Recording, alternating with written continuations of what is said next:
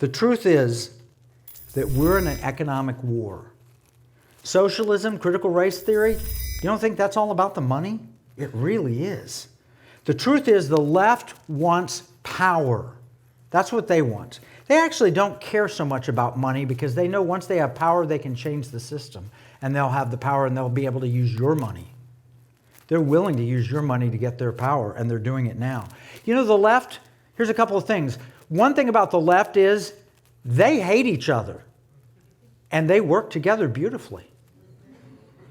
If you don't think about that, think about how the far left progressive is supporting radical Islam. How is that? That doesn't fit. They hate each other, but they work together. Our side, we love each other, and we work together very poorly. So we're looking generally, when you come to a meeting like this, we'll say, hey, here's your investment. I want you to take your money and invest it in my deal, and we'll give you a good return on your money. So I'm looking for investment. That's not what we're doing tonight. Or I do the other thing is, write me a big check, and I'll give you a tax deduction. Right? We're all so worried about the tax deduction or the return on our investment. That's not what they do on the left. George Soros is not looking for the tax deduction or the return on his investment. He's looking for power. So, in their side, money is not the end game. They want control, and if they get that, they'll have everything. But their strength is also their weakness. If we can learn to weaponize our money rather than making it the end game. If you've got money in your wallet or in your account or whatever, that's not the end goal. The goal is to preserve, protect, and defend liberty and pass it to the next generation. The left is trying to take control of our money, though, right now. Have you heard of ESG, environmental, social, governance? If you haven't heard of it, you will. Turn on CNBC anytime and listen to the commercials. They're pushing this agenda. Environment is literally climate change. They want to end the energy industry and put us dependent on foreign energy and or intermittent solar and wind. That's their goal. And they're not doing it because they think it's better for the planet. They're doing it for the money and the power.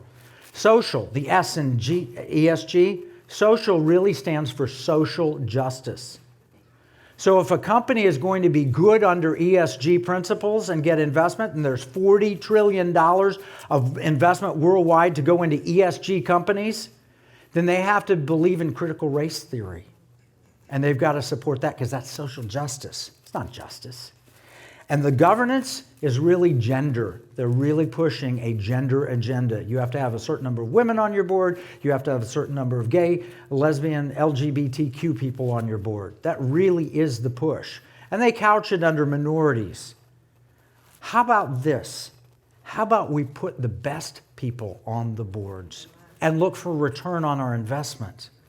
We talk about LSV, liberty, security, and values. Why would you want ESG when you can have liberty, security, and values? So in the economic war room, we help people get there. The problem is we're selling out our future because you invest in Coca-Cola, I'm sorry. You know, the British Empire before World War II was the dominant force on the planet, but they were entering decline. We're in decline now. And I hate to say it. Did you know that 1 in 5 young people claim to be LGBTQ? 1 in 5, 20% of people, young people. Half of those under 30 say socialism is probably a better system. Half. China has a plan to dominate the world by 2049.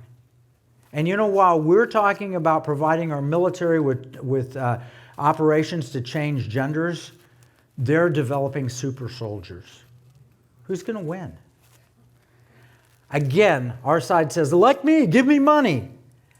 That would be, it's good, it's important, but that'd be like trusting only the British Navy to get the men off Dunkirk.